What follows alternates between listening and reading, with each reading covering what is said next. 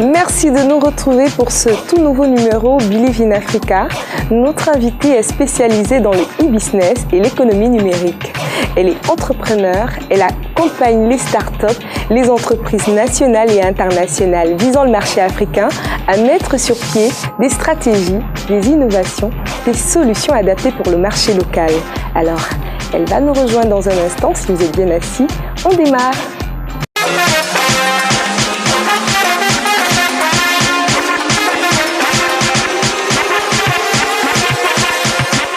Camerounaise née dans la ville d'Edéa, elle obtient son baccalauréat en mathématiques et sciences physiques à l'âge de 18 ans. Ensuite, inscrite à l'université en mathématiques supérieures, elle décide plus tard de suivre une formation professionnelle en informatique. En 2011, elle obtient son diplôme d'ingénieur système et réseau informatique. En 2016, son diplôme de Master 2 en gestion des projets informatiques. Dès 2011, sa première expérience professionnelle, elle devient tour à tour ingénieure d'études des projets et technico-commerciale dans un cabinet de prestation de services informatiques. Puis, ingénieure support informatique pour une multinationale de métallurgie. Après cette entreprise, elle réalise enfin que les femmes ont leur place dans le secteur des TIC. Madame Charlotte Aurore Bell-Bebga, bienvenue. Merci à vous. C'est un honneur pour nous de vous avoir sur ce plateau de Believe in Africa. Merci. D'accord. Alors, depuis bientôt 3 ans, vous êtes la fondatrice de l'association African Women in Tech Startup qui accompagne les femmes et les jeunes filles entrepreneurs. How did you get yourself into this business, into entrepreneurship? À quel moment avez-vous décidé de vous lancer dans l'entrepreneuriat? Qu'est-ce qui s'est réellement passé? D'accord, merci. À quel moment est-ce que je décide de me lancer dans l'entrepreneuriat? Je vais faire un retour dans l'histoire. Pendant que j'étais encore ingénieur support dans cette entreprise de métallurgie. D'accord. Et durant ces 2 années, j'ai commencé à ressentir une certaine routine dans les travaux que j'effectuais de maintenance, d'Internet. Et puis, je me suis dit, j'avais besoin d'autre chose. Okay. Et pendant mes heures de pause, quand je rentrais à la maison, j'ai monté un site. J'ai eu une idée qui est partie d'un constat d'un de mes boss qui cherchait, pendant qu'on travaillait, il cherchait une boutique de vente en ligne de vêtements pour hommes. Okay. Et puis, de fil en aiguille, je me dis, pourquoi pas, depuis là, je voulais lancer quelque chose. Ça serait un challenge pour moi de lancer une boutique de vente en ligne. Donc, à ça, parce que j'avais une passion pour la mode, je me suis dit, OK, je vais associer la mode et mon domaine informatique pour lancer plutôt une boutique de e-commerce. Okay. Et c'est comme ça qu'au bout de 6 mois, je mets en ligne ma boutique. Bon, j'avais les capacités en tant qu'informaticien de développer un site. Ça, c'était une grâce. Oui. Donc, j'ai mis en ligne le site. Et le site a commencé à marcher parce que j'ai commencé à avoir des commandes et à sortir. Donc, je prenais mes pauses pour aller faire des livraisons.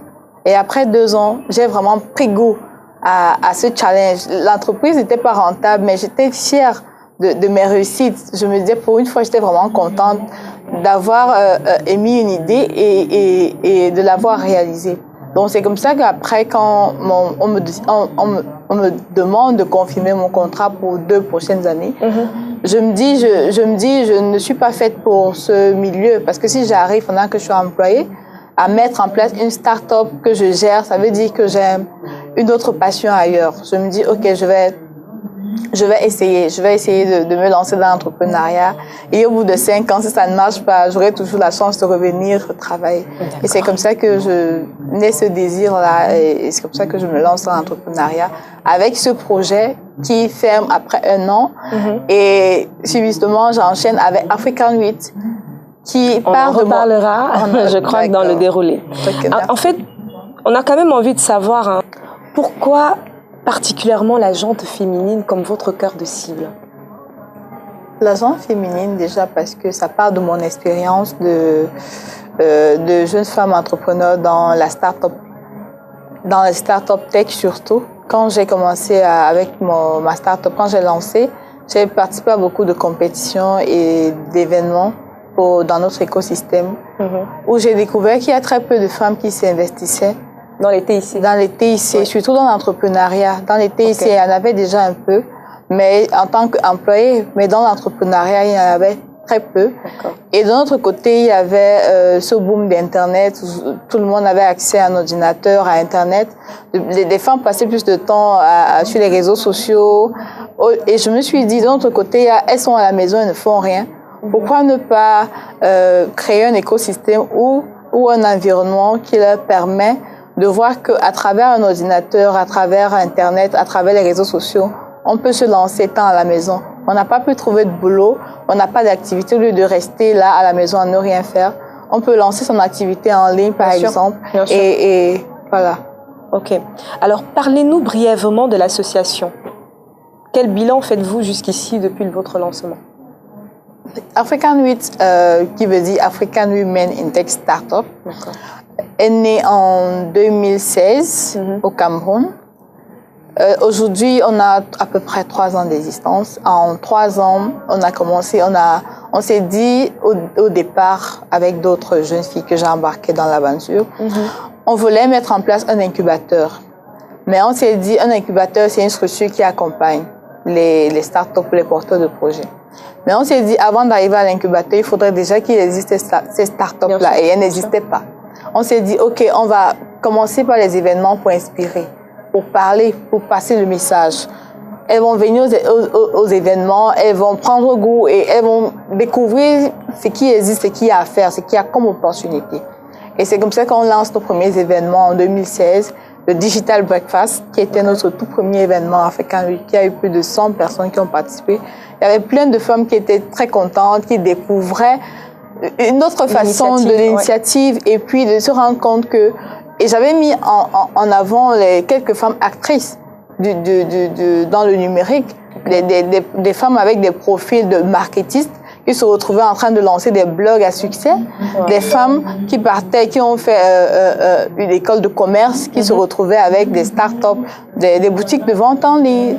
C'était pour leur montrer qu'on n'a pas besoin d'un background technique d'informaticien pour se lancer. Donc, en 3 ans d'existence, on a organisé plus de 4 événements. On a organisé deux bootcamps. Les bootcamps, c'était des mini ateliers. Pendant 3 jours, on a formé à peu près 30 femmes dans la conception des projets e-commerce. D'accord. Voilà. Est-ce que c'était vraiment votre rêve depuis toute petite? C'était pas mon rêve. Quand on est toute petite, parfois on suit le rêve de ses parents, c'est que le parent dit.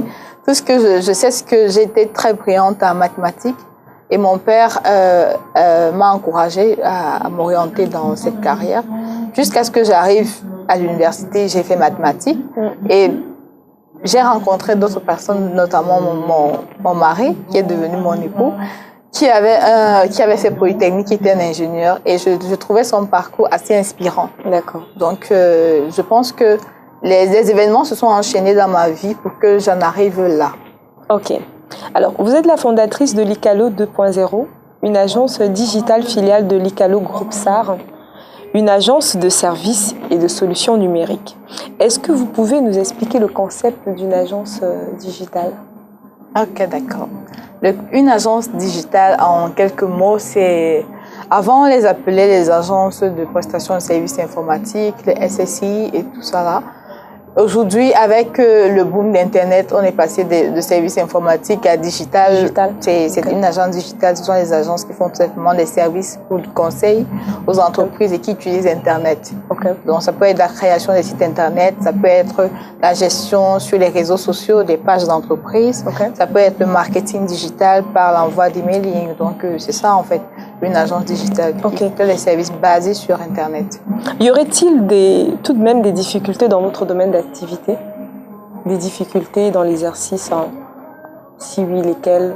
Certes, il y en a beaucoup, parce que l'économie numérique, le digital, certes, la technologie est en train de...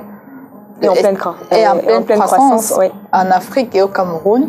Mais il y a encore beaucoup de choses à faire déjà, parce qu'en tant qu'agence digitale, je dirais pour mon cas, c'est au niveau de faire comprendre aux clients qui sont des chefs d'entreprise, des entrepreneurs, quelle est la nécessité d'être aujourd'hui sur Internet, sur la plateforme digitale. Pourquoi est-ce qu'il faut y être? Il faut expliquer, parce que vous allez trouver un entrepreneur qui a toujours fait son chiffre d'affaires sans Internet. Et aujourd'hui, arriver à lui dire que, bon, même avec Internet, vous pouvez faire un peu plus. Et c'est virtuel. Par exemple, un client qui vous contacte pour la gestion de ses pages sur les réseaux sociaux. Cette personne s'attend au résultat, au même titre, par exemple, qu'un commercial qu'il mettrait dehors pour la prospection des flyers. Mais c'est pas ça. Le digital, c'est vrai, c'est virtuel, ça prend du temps, mais il faut y être parce que ses clients y sont. D'accord. Et quels sont les réseaux que vous pourriez recommander? Si on parlait par exemple des réseaux sociaux. D'accord. Pour les réseaux sociaux, il y en a tellement. Ça dépend de la stratégie et du domaine des clients, par exemple. Okay. Il y a certains clients qui font dans le conseil de service qui auront besoin, par exemple, d'être sur LinkedIn, qui est un réseau social professionnel, par exemple, et là, ils ont accès à des profils de chefs d'entreprise, de managers, et un autre, ceux qui sont plus orientés commerce, qui seront plus sur Facebook, où il y a le mass market, voilà. Ou sur Twitter, par exemple, où il faut faire de la veille, où il faut... voilà, autour de son entreprise. Donc, il y en a tellement, ça dépend de la stratégie et des objectifs. Ça dépend de la stratégie propre à l'initiale à une entreprise. Ça dépend de la stratégie digitale qu'on met en place, la stratégie sur les réseaux sociaux. Okay. Donc, vous pouvez décider d'être sur un seul réseau social et atteindre vos objectifs et ramener des clients à votre client ou à cette entreprise-là, ou d'être sur tous les canaux. Voilà, donc ça dépend. D'accord. Quand on est membre de la commission économique numérique du GICAM, par le biais du Cameroun Women Entrepreneur Network, comme vous, quels détails en termes de responsabilité?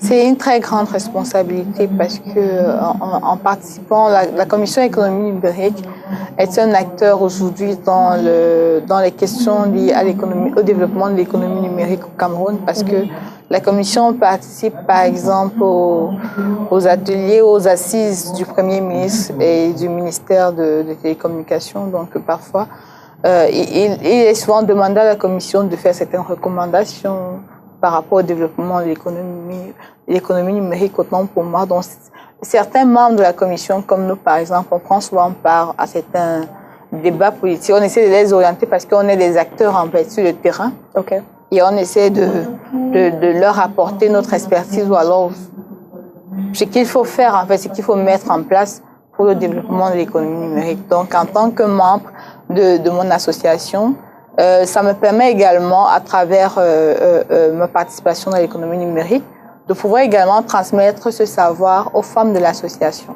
Ou alors leur faire profiter des opportunités de cette commission à travers des programmes qui sont mis en place aux membres de l'association, les femmes entrepreneurs. D'accord. On va passer à une autre étape, c'est le coaching.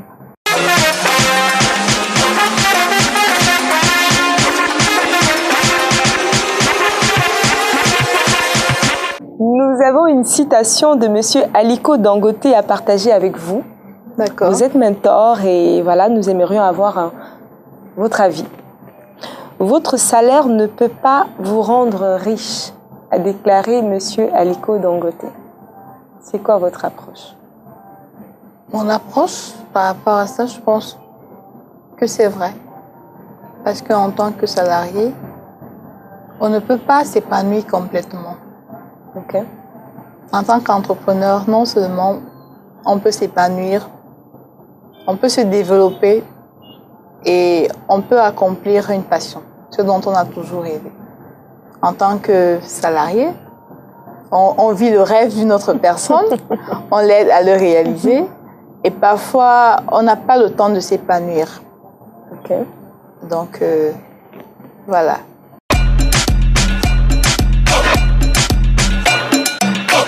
On va défiler tour à tour à présent les photos de 3 femmes remarquables et dynamiques que vous connaissez probablement. On attend de vous un petit commentaire. D'accord, merci. On commence par Danielle Akini. Danielle Akini, c'est une jeune femme que j'apprécie beaucoup, qui évolue également dans la technologie à travers son entreprise Gino Center qui accompagne les enfants à développer des applications ou alors à maîtriser l'outil informatique dès le bas âge. Donc c'est une des leaders de notre communauté de femmes tech et une figure qui inspire d'autres femmes. D'accord. Alors, Béatrice Kepse. Alors, Béatrice Kepse, c'est également une femme inspirante dans le domaine tech qui a fait une très belle carrière dans le domaine des télécommunications et qui est en parallèle mon mentor. Je travaille avec elle dans plusieurs initiatives sociales. On encourage beaucoup de jeunes filles à suivre le parcours de techniciens, de travailler dans l'informatique, dans la technologie.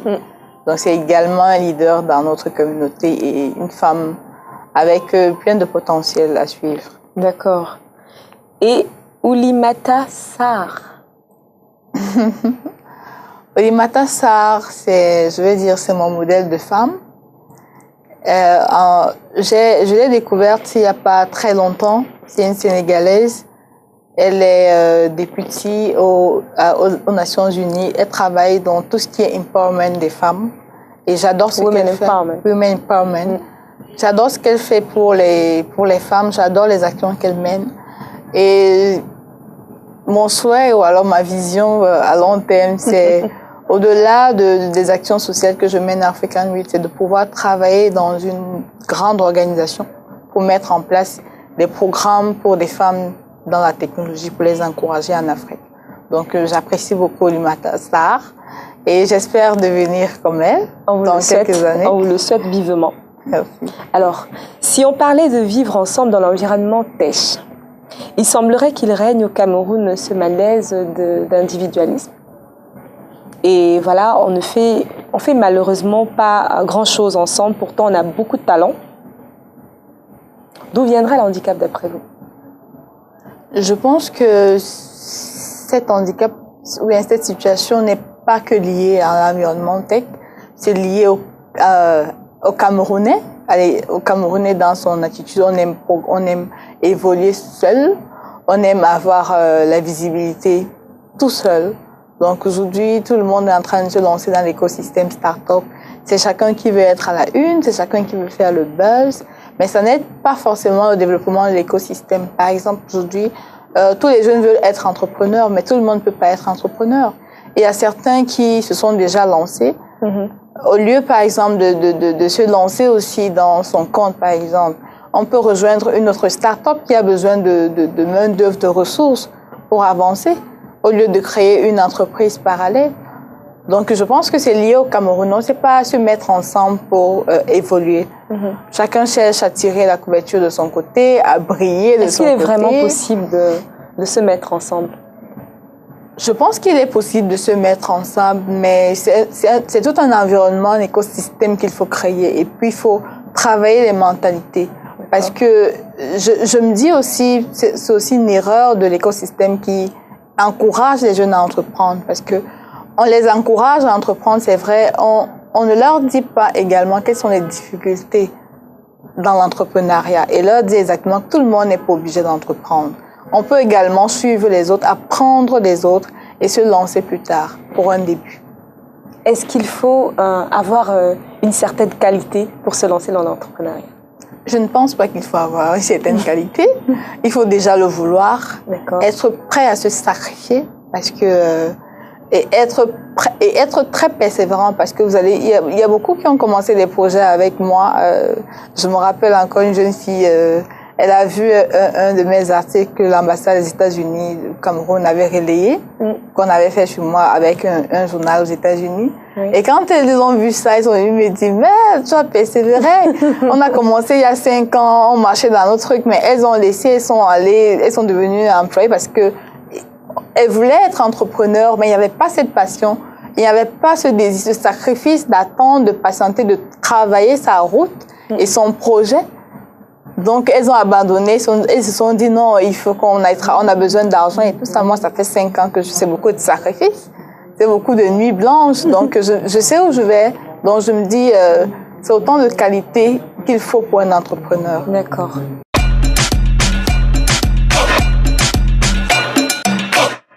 Alors, vous êtes secrétaire général et community manager chez Cameroun Women Entrepreneur Network, on l'a mentionné. Vous avez une excellente maîtrise du digital. En tant qu'opérateur économique, quel est votre regard sur l'environnement cybernétique? au Cameroun en ce moment. D'accord. En tant qu'opérateur économique et surtout en tant qu'acteur dans le domaine du digital, je pense que c'est une filière ou un domaine qu'on devrait beaucoup plus développer au Cameroun. C'est bien dommage que quand on parle de digital, on encourage les entreprises à se lancer dans le digital, mais il faudra aussi penser à leur proposer des solutions de sécurité parce que certes, il faut se lancer, mais il faut protéger les données. Il y a beaucoup de Camerounais qui vont sur le numérique juste par imitation ou parce que c'est la mode. Mais à la base, il faut également des séminaires pour éduquer dans le security awareness. On n'y va pas n'importe comment. J'ai encore assisté à une conférence dernièrement où un expert dans la cybersécurité nous faisait voir des failles. Une des failles, par exemple, que les agences de recrutement font. Le fait, par exemple, de mettre dans une annonce qu'on cherche un informaticien qui maîtrise un serveur de telle capacité, Windows XP et tout ça là. On est déjà en train de donner les informations aux hackers que notre système d'exploitation de la SGBC a des limites, a telles caractéristiques et tout ça. Et c'est comme ça que celui qui est à l'extérieur sait que la SGBC, par exemple, voilà le système d'exploitation, voilà les serveurs qu'ils utilisent. Et il va développer des solutions pour pouvoir attaquer. Ça, c'est dangereux. Donc, c'est autant de solutions. Et je me suis dit, on le fait tous les jours. Vous voyez ça plein sur Internet. On donne les informations, en fait. Parfois, vous vous demandez comment un individu fait pour hacker une banque, pour avoir des informations. C'est simple. Avec toutes ces informations qu'on met sur Internet, on veut communiquer, on veut être digital dans la transformation numérique. Mais attention, il y a certains...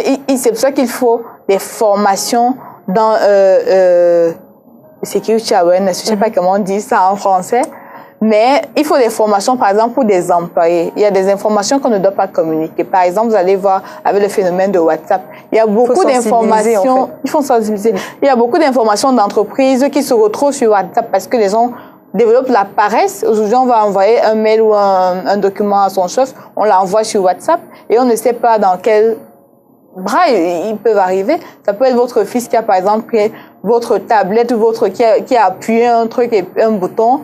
Et puis, il y a Internet, il a envoyé le mail ou alors il a envoyé un document secret confidentiel de l'entreprise. Donc, c'est très délicat. L'économie numérique est aujourd'hui un accélérateur de croissance, de productivité, de compétitivité des entreprises et des nations. Prenons le cas du Cameroun. Est-ce que vous pensez qu'il y ait espoir ? Je pense qu'il y a espoir, parce qu'avec les initiatives qui sont prises depuis quelques années des jeunes développeurs de start-up et toute cette visibilité de ces jeunes sur le plan international, je pense qu'il y a matière à creuser. Je pense qu'on est sur la bonne voie.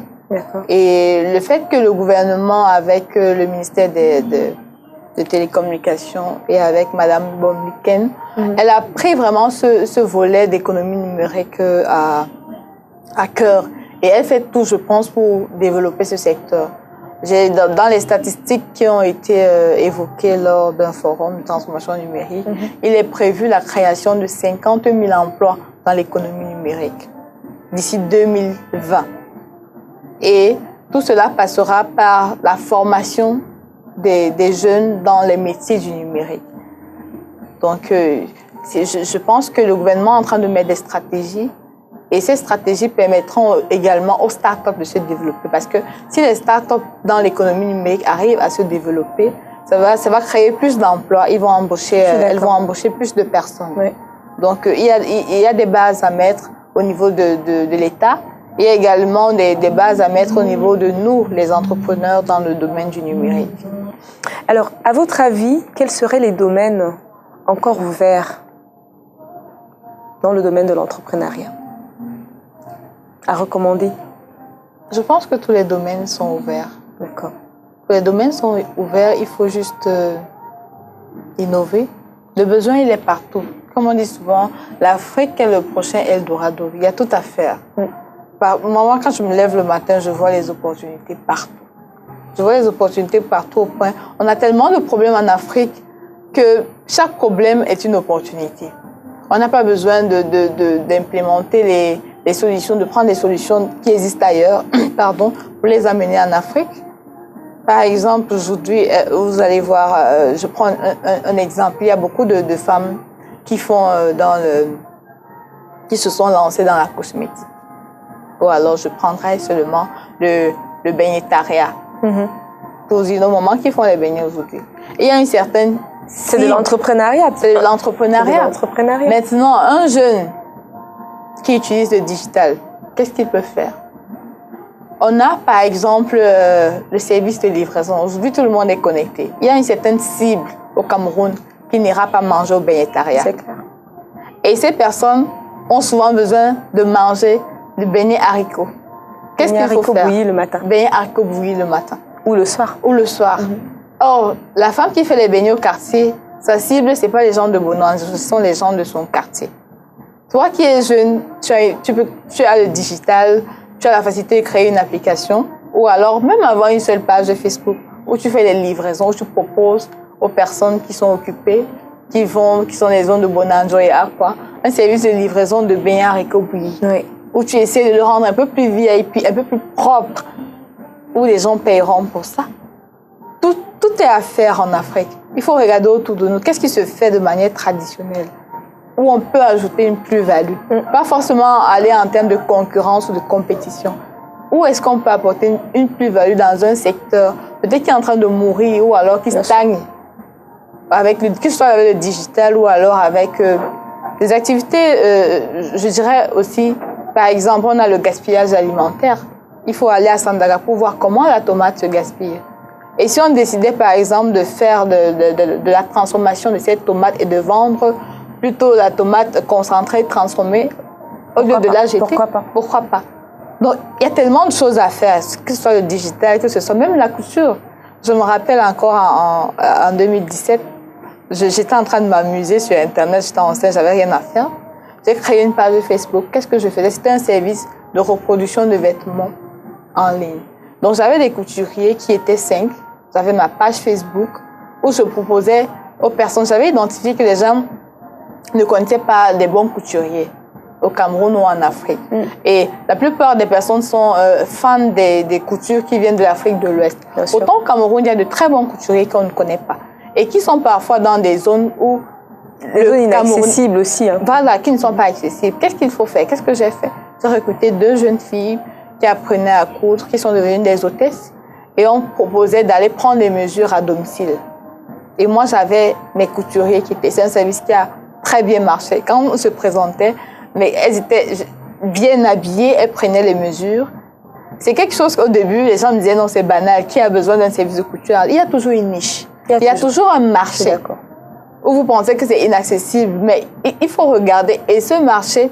Et ce projet m'a permis d'identifier qu'il y a des gens qui venaient même au Cameroun, qui venaient de l'extérieur et qui cherchaient des couturiers. À travers ce service, elles ne pouvaient pas aller partout. On venait prendre les mesures et avant la fin du séjour, elles avaient leurs vêtements livrés.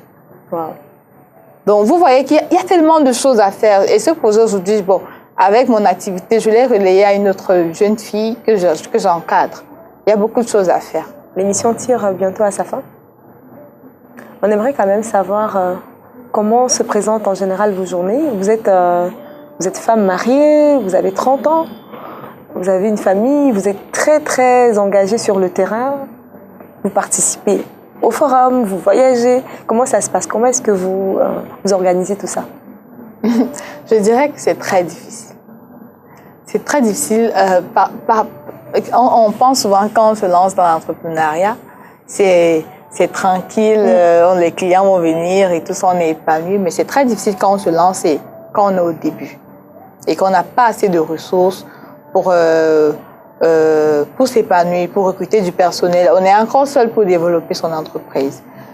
Mais j'essaie d'équilibrer.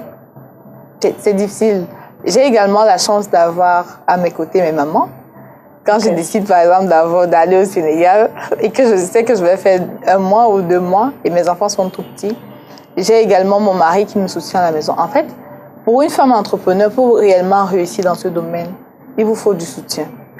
Si vous voulez avancer, avoir une belle carrière, également réussir dans votre foyer, votre vie de maman et votre vie d'épouse, bien sûr, surtout, il faut avoir le soutien et de votre compagnon et de votre partenaire et de votre famille. Sinon, ça sera compliqué. Ça sera très compliqué.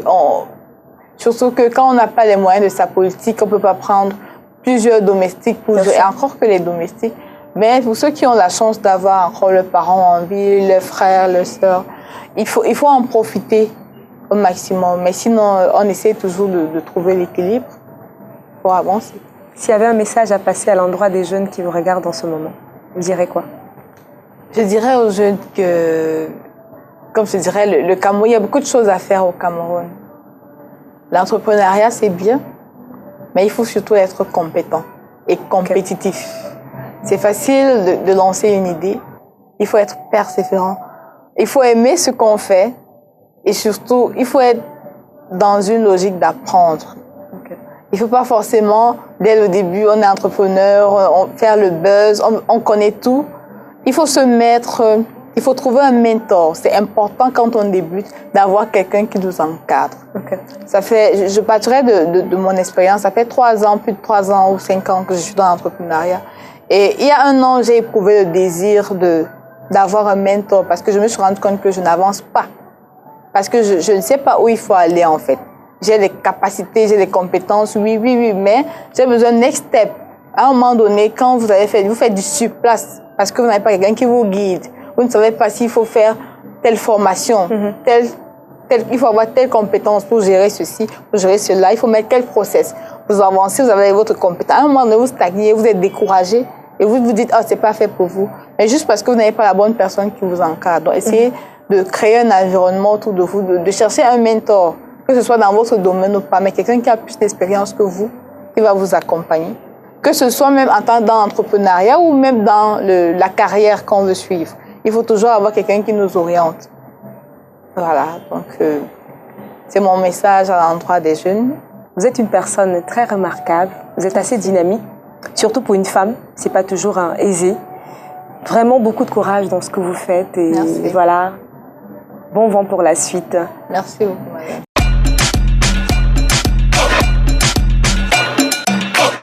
Alors, chers téléspectateurs, merci pour votre fidélité. On se retrouve très bientôt pour une autre édition Believe in Africa. Ciao, ciao.